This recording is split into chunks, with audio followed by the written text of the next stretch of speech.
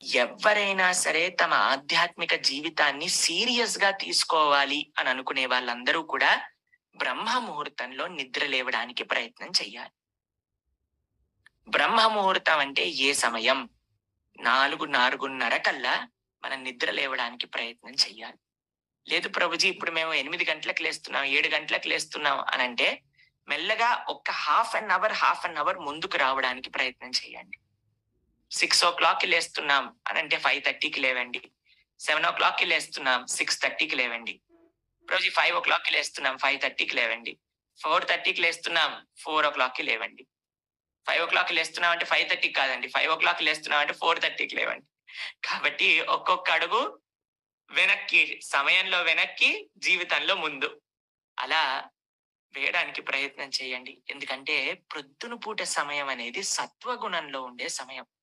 సత్వగుణంలో మనం spiritual యాక్టివిటీని complete చేస్తే, ఆధ్యాత్మిక సాధన అనేది పూర్తి చేసుకుంటే, మధ్యాహ్నం అంతా ప్రొద్దున ఒకసారి సూర్యోదయం అయిపోయినప్పటి నుంచి మనం మన యొక్క నిత్య జీవితంలో చేయాల్సిన పనులన్నీ కూడా మనం చేసుకోవచ్చు అన్నమాట. దాని తర్వాత రాత్రిపూట తమో గుణం. గుర్తుపెట్టుకోండి, ఇది ఒక సమయం విభజించిన ఒక వ్యవస్థ. ఏంటి? బ్రహ్మముహూర్తం సత్వగుణం, మధ్యాహ్నం రజోగుణం, రాత్రి తమోగుణం. సత్వగుణం ఉన్నప్పుడు భగవంతుడి యొక్క సాధన, రజోగుణం ఉన్నప్పుడు మన జీవిత కార్యాచరణ, రాత్రిపూట తమోగుణం ఉన్నప్పుడు నిద్రపోవటం.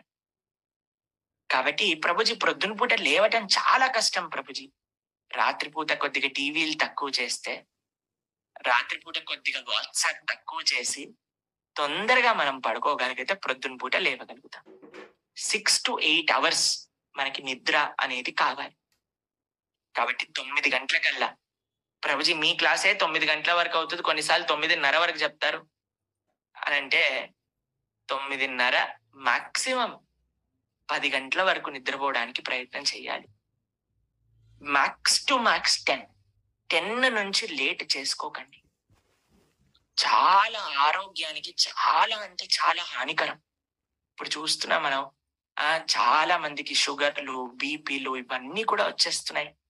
ఇవన్నీ కూడా డాక్టర్కి వెళ్ళి చెప్తే ఏమంటారో తెలుసా అంటే, డాక్టర్ ఇవన్నీ కూడా లైఫ్ స్టైల్ డిసీజెస్ అని అంటున్నారు అనమాట. జీవితాన్ని మనం చక్కగా ఒక 10 గంటలకల్లా, 9:30 అయితే ఐడియల్, 9:30 కల్లా మనం పడుకొని 4:30 కల్లా లేవగలిగాము అని అంటే చాలా విశేషమైన మంచి మన జ్ఞానము, భక్తి అనేవి మనకు అబ్బుతాయి.